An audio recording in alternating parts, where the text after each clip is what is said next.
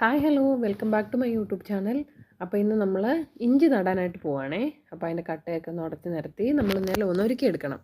അപ്പോൾ കുറച്ച് ചാണകപ്പൊടിയും ചാരവും നമ്മൾ ഇപ്പോൾ ഇട്ടിട്ടുണ്ട്. ഇനി അതെല്ലാം ഒന്ന് അങ്ങോട്ടും ഇങ്ങോട്ടും ഒന്ന് മിക്സ് ചെയ്തെടുത്താൽ മാത്രം മതി.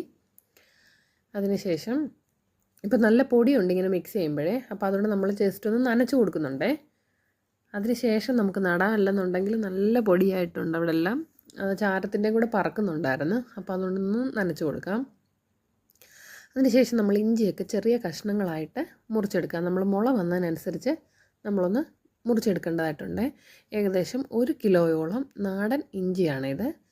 അപ്പോൾ നമുക്കിത് മുള നോക്കിയൊന്ന് നല്ലതായിട്ട് മുറിച്ചെടുക്കണം. അതിനുശേഷം ചെറിയ ചെറിയ തടവെടുത്ത് നമുക്ക് കൈകൊണ്ട് തന്നെ ഒന്ന് കുഴി കുത്തി ഇങ്ങനെ നട്ട് വെച്ചാൽ മതിയാവും.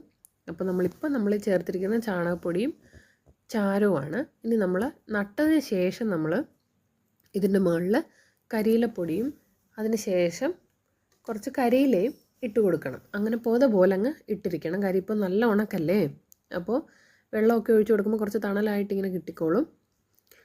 അപ്പോൾ നമ്മളൊക്കെ കുറേശ്ശെ ഒന്ന് നട്ട് എടുക്കാം. ഞാൻ നട്ടതിൻ്റെ എല്ലാത്തിൻ്റെയും മുളയൊക്കെ വന്നതിന് ശേഷം ഞാനൊരു വീഡിയോ അപ്ലോഡ് ചെയ്യാമേ. അപ്പം എല്ലാം കൂടെ അന്നേരം ആ ഒരൊറ്റ വീഡിയോയ്ക്കകത്ത് ഞാൻ കാണിക്കാം.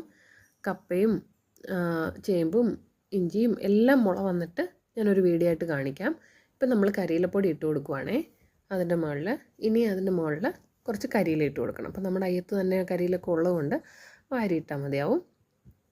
അതിനുശേഷം നല്ലതായിട്ട് നമുക്കൊന്ന് നനച്ച് കൊടുക്കണം. അതോടുകൂടി നമ്മുടെ കൃഷി പരിപാടി കഴിഞ്ഞു. അപ്പോൾ എല്ലാവരും വീഡിയോസൊക്കെ കാണണം. ചാനൽ സബ്സ്ക്രൈബ് ചെയ്ത് സപ്പോർട്ട് ചെയ്യണം. അപ്പോൾ ചാനൽ സബ്സ്ക്രൈബ് ചെയ്തവർ ലൈക്ക് ചെയ്യണം, ഷെയർ ചെയ്യണം, കമൻറ്റ് ചെയ്യണം. അപ്പോൾ ഇനിയൊരു വീഡിയോ ആയിട്ട് കാണുന്നതുവരെ ടാറ്റാ.